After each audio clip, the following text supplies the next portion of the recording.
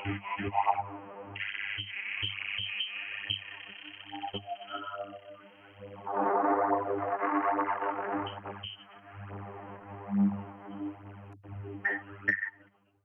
sahabat Museum Nasional, kembali lagi bersama saya Serli Kewa di Museum Nasional Indonesia.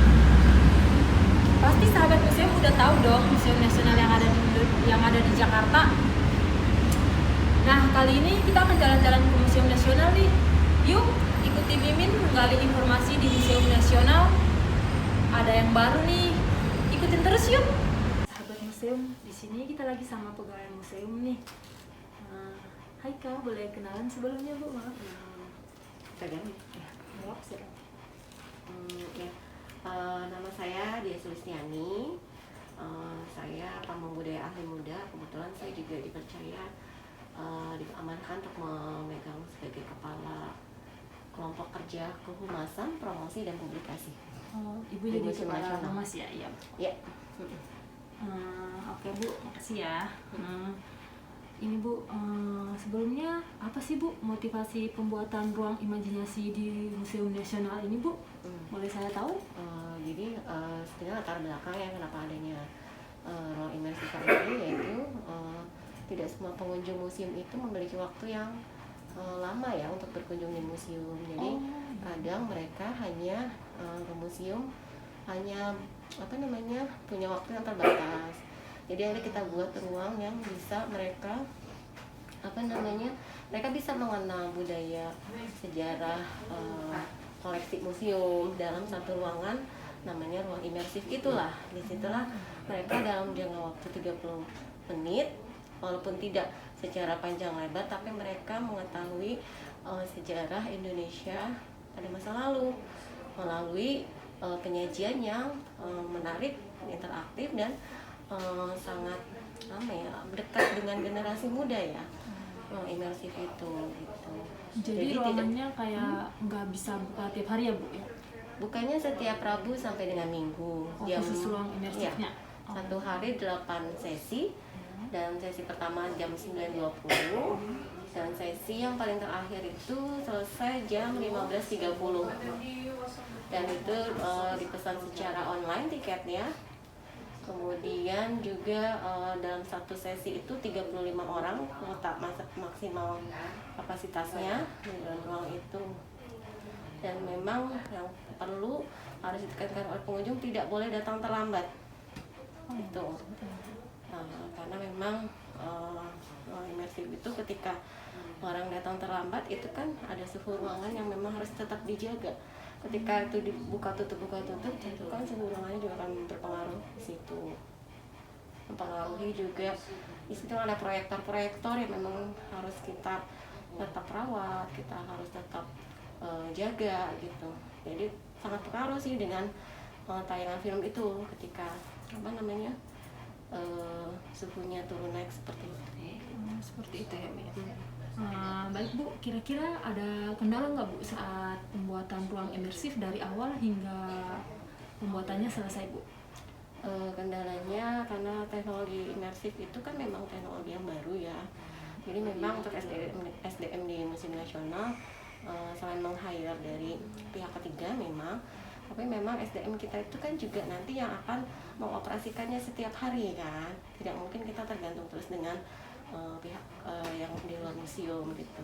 Jadi memang akhirnya SDM museum tuh harus berlatih, menambah ilmu tentang teknologi imersif itu apa, atau cara mengoperasikannya seperti apa. Mungkin itu kendala-kendala awal yang akhirnya setelah diadakan pelatihan, akhirnya kita SDM di museum bisa mampu mengoperasikan itu sendiri gitu. Untuk strategi yang dapat dilakukan untuk promosi ruang imersif kira-kira apa ya Bu? Strateginya kita waktu kemarin pembukaan itu kita mengundang museum-museum di sekitaran DKI, kemudian mengundang dari Perpustakaan Nasional, pokoknya kantor-kantor yang area sini itu kita undang waktu pembukaan. Duta besar juga kita undang, kemudian mitra-mitra museum kita undang. Kita ingin men-share bahwa memang kita punya ruang yang baru nih, ruang imajinasi baru yang akan bisa menarik buat generasi muda terutama gitu ya. Nah kemudian juga kita mengadakan press conference gitu dengan media. Dengan media kita undang beberapa TV-TV, kemudian juga media-media elektronik seperti itu. Kemudian di media sosial juga kita kita publish, kita promosikan berulang-ulang tentang imersif itu. Ada beberapa konten tentang imersif, kemudian juga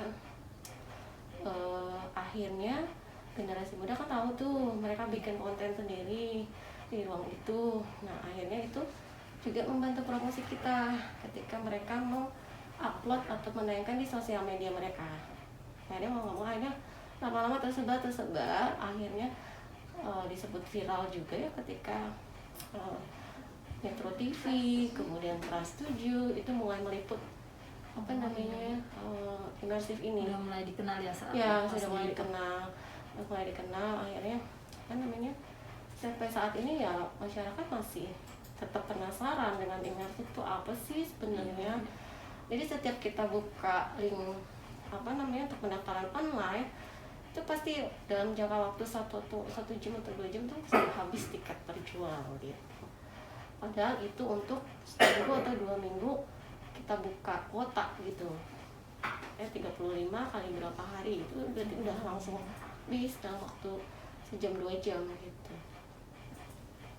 Baik Bu, terima kasih ya Bu atas informasinya mengenai Museum Nasional. Saya Serlina pamit undur diri ya Bu. Makasih.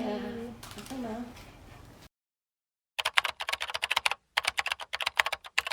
Museum itu adalah tempat rekreasi sekaligus tempat edukasi buat generasi muda. Jadi kita pun dari pihak museum sendiri juga perlu melakukan inovasi-inovasi bagaimana mendekatkan museum kepada generasi muda. Karena memang itu adalah gudangnya ilmu ya, terutama ilmu sejarah, ilmu budaya, ilmu tentang yang ada hubungannya juga sebenarnya dengan mata pelajaran dari sekolah atau murid-murid ya, SMP, SMA. Itu ada hubungannya, termasuk dari universitas ya, dari jurusan sejarah itu pasti akan ada hubungannya ketika di peta pelajaran mereka. Nah, mereka hanya bisa lihat fotonya, tapi ketika mereka datang ke museum mereka bisa melihat prasasti yang aslinya, kayak prasasti batu tulis itu seperti apa, prasasti kota kapur seperti apa, itu bisa mereka langsung lihat di Museum Nasional. Jadi diharapkan ketika datang ke museum itu mereka bisa lebih mengenal sejarah Indonesia, mengenal budaya Indonesia, dan akhirnya bisa membentuk karakter mereka bahwa mereka punya budaya kok yang mereka harus juga menjadi bagian dari identitas dia gitu, tidak mengikuti budaya-budaya yang luar gitu. Seperti itu sih Mbak.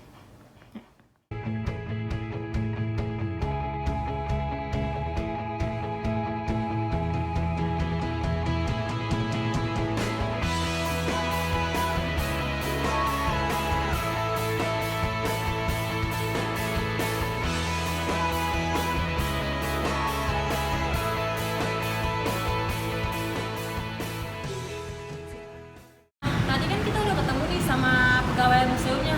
Sekarang temani Mimin yuk cari pengunjungnya. Halo Kak. Boleh minta bisa kenalan Kak? Saya Pandi. Apa sih Kak pendapat Kakak tentang tampilan yang ada di ruang imersif ini Kak? Untuk tampilan sih bagus ya, karena di sini kan juga belum ada wahana baru. Saya baru lihat juga itu wahana imersif ini. Jadi semoga kedepannya lebih bagus. Alasan apa sih Kak yang membuat Kakak tuh tertarik ke ruang imersif ini Kak? Saya emang suka museum. Jadi museum butuh sesuatu yang baru. Dengan imersif ini saya harap akan banyak ide-ide baru lah ke depannya, lebih inovasi. Nah kira-kira setelah dari ruang imersif, saran Kakak nih untuk ruang imersif apa ya Kak? Mungkin kedepannya bisa dengan fasilitas yang lebih baik, dari tiket, terus fasilitas untuk sepatu segala macam. Kedepannya lebih dipikirkan lagi, karena untuk tiket juga kita agak sedikit. Oke baik Kak, makasih ya Kak atas info informasinya. Ya. Makasih ya Kak.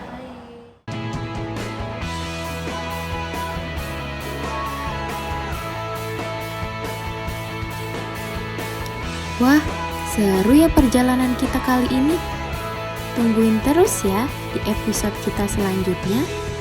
Saya Nuzuli Ledarelas dan Serlina Kewaola pamit undur diri. Terima kasih.